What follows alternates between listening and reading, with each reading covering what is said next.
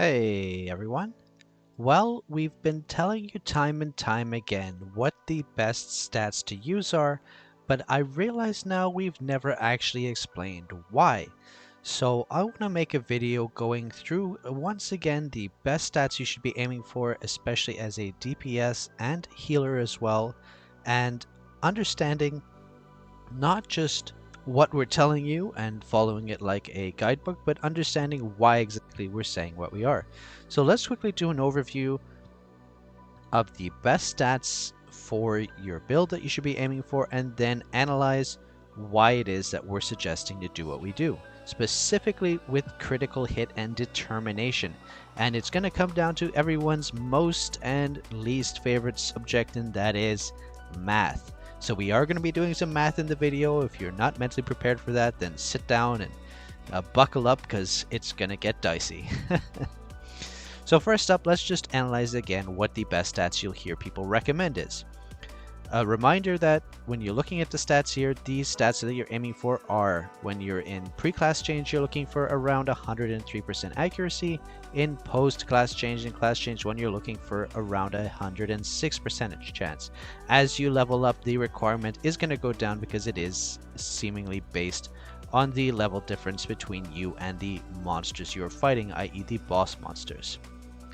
Now, when it comes to the other stats, generally speaking, we've been saying to keep your crit and determination around 30 to 35%. You can see here, I've actually gone with a slightly higher amount.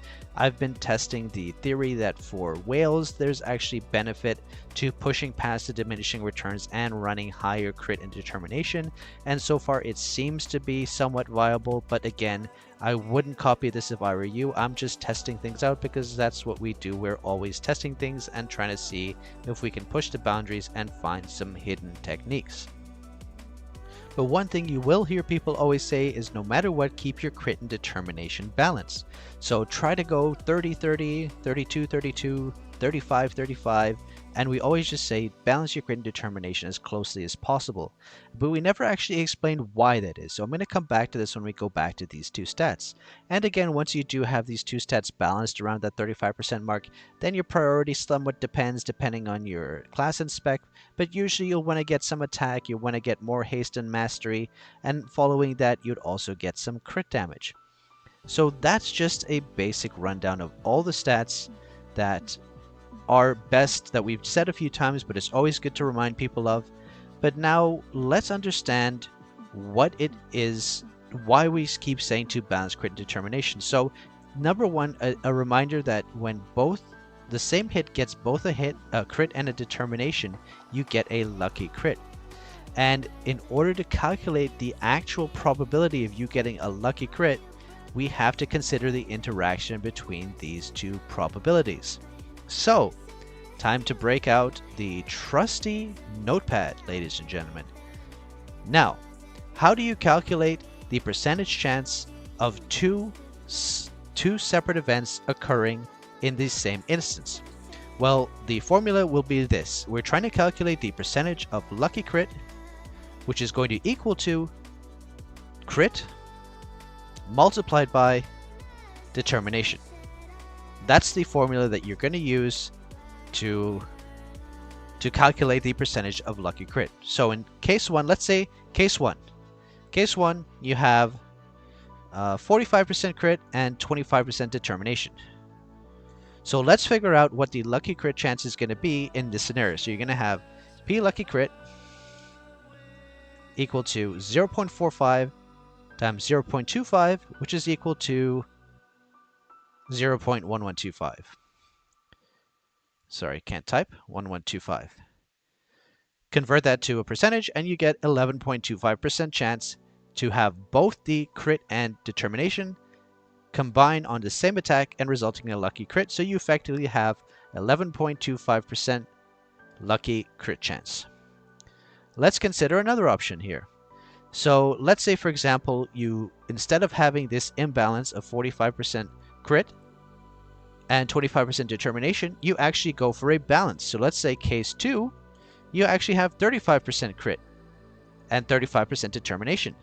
Now, in theory, you're like, well, okay, well, it's less crit chance. Surely it should be about the same, right? They're mostly balanced. It's, minus 10 and plus 10, so it's just balancing out. It should be the same, right? Well, let's do the math and see what comes out here. So the percentage chance of getting a lucky crit is equal to 0.35 times 0.35, which is equal to, drumroll, 0.1225. Hold on a second. We suddenly have a 12.25% lucky crit chance. Huh, how does that work? So because of how these statistics are calculated, the percentages are calculated, you actually have a higher lucky crit chance when you balance your crit chance and determination.